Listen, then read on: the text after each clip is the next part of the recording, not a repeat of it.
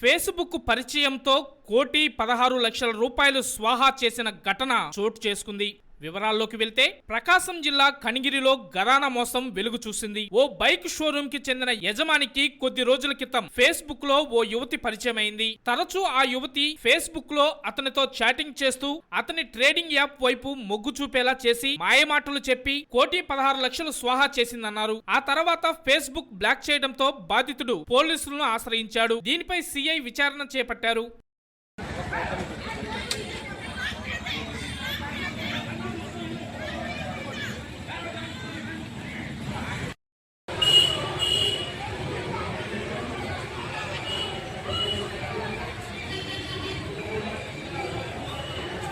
అదేవిధంగా రీసెంట్గా ఒక ఎఫ్ఐఆర్ కనీలో ఎఫ్ఐఆర్ ఏంటండి, ఒక వ్యక్తి ఒక లేడీ ఫేస్బుక్లో పరిచయం అయిందండి. ఆ పరిచయం ద్వారా ఆమెకు చాటింగ్ చేస్తూ తద్వారా ఆమె ద్వారా ఒక వాట్సాప్ గ్రూప్ కూడా ఎంటర్ అయ్యి దాంట్లో ట్రేడింగ్ అతను చేయడం జరిగింది.